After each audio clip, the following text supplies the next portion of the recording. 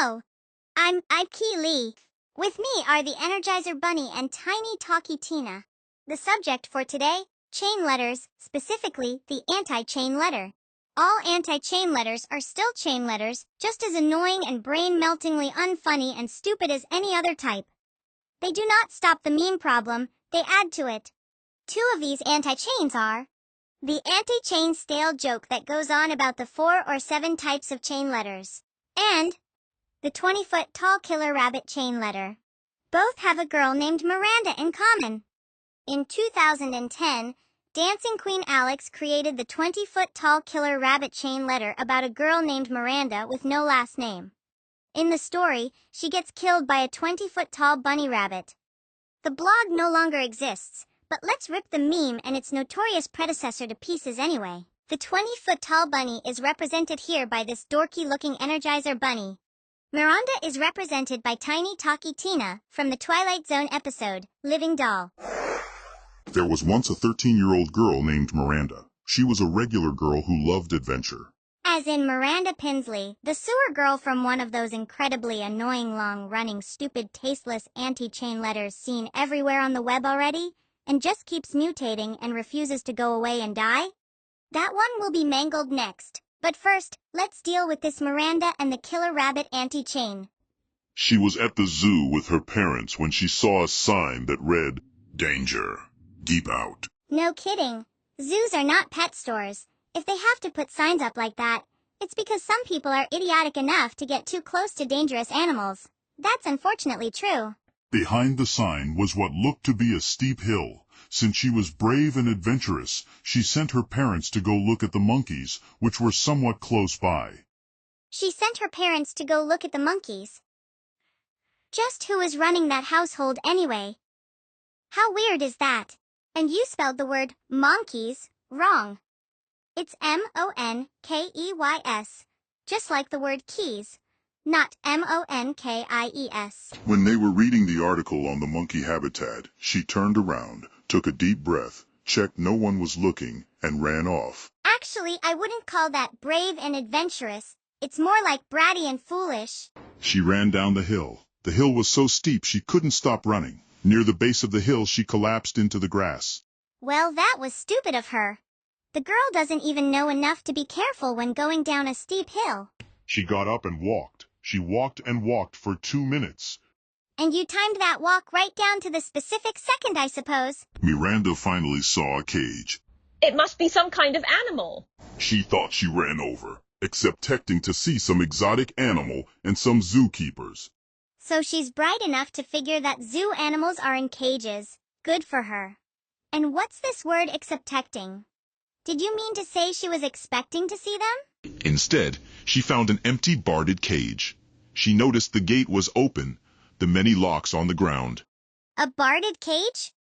The word barred in this case is spelled B-A-R-R-E-D, not B-A-R-D-E-D. So now Miranda's probably thinking the animal escaped. Genius. She heard a faint rumbling behind her. Miranda spun around. And the plot thickens. There was a 20-foot tall bunny rabbit. She laughed. Oh, ha-ha! You accept me to be scared of a bunny? Sheesh. I wonder what kind of Miracle-Grow rabbit food Toby Rabbit of the infamous hoax SaveToby.com has been eating lately. So this bunny is 20 feet tall, loose at a zoo, and this foolish kid isn't scared of it? Oh, and Miranda, it's expect, not accept. The bunny grinned and ran at Miranda. Miranda started to get a little afraid. Methinks this girl's not quite all there. As for this rabbit, it's bigger than a kangaroo. Why did it not simply hop clear out of the vicinity? The rabbit murdered Miranda, threw her body in its cage, locked it, and threw the keys into a well. Before I get technical again, isn't this a great idea for a continuation of the Toby Rabbit saga? The Revenge of Toby Rescued Hoax Rabbit.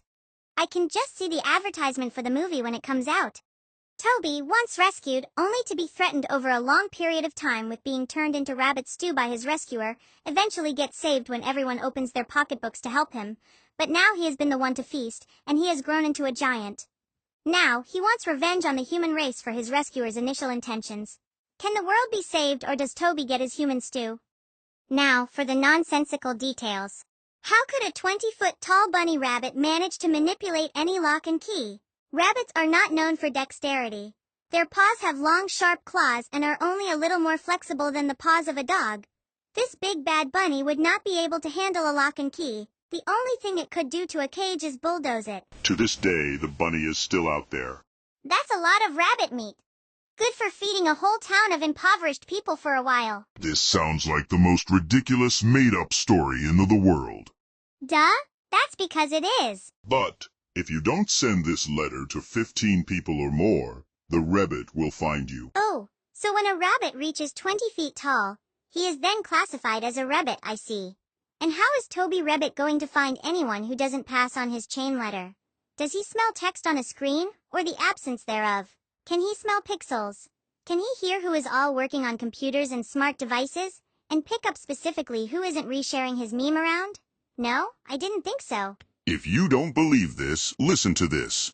Right. Give me more not to believe. Reported by Cassandra's parents. Do you have any idea how many Cassandras there are in the world? Which one? Where? 11-year-old Cassandra got this email. She deleted the ridiculous story. She told her parents about the letter, on how ridiculous it was. That night, Cassandra took a shower. After about 10 minutes in the shower, a giant rabbit about 20 feet tall came in and murdered Cassandra. The rabbit left the parents. They had nothing to do with it. Blood was splattered all of the shower. Hold it. This is a normal-sized shower we're talking about here, right? A normal-sized bathroom. Maybe about 8 feet from floor to ceiling and maybe that big a surface from wall to wall. So how the heck is 20-ton, 20-foot-tall Toby Rabbit gonna fit in there? Whatever. This 20-foot-tall rabbit is headed for trouble he will never get out of. If you do not send this to 15 or more people in the next 10 minutes, the rabbit will come to wherever you are and murder you. This is not a joke. Save your own life. It takes 2 minutes. Please save your precious life. There is nothing he can do to me, but I could start making plans for him.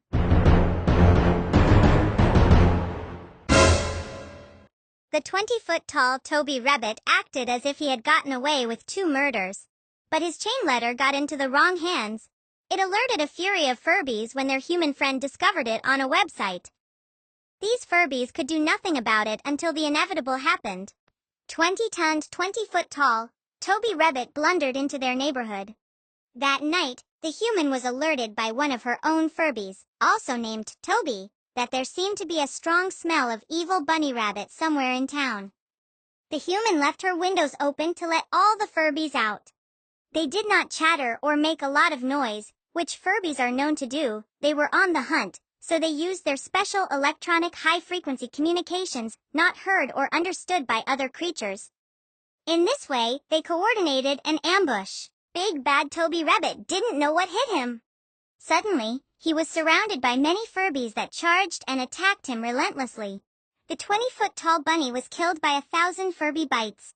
When the Furbies had their fill, they left the remains for the crows, magpies, coyotes, stray dogs, and cats, and any other scavengers to come along. That wraps up the Big Bad Bunny anti-chain letter.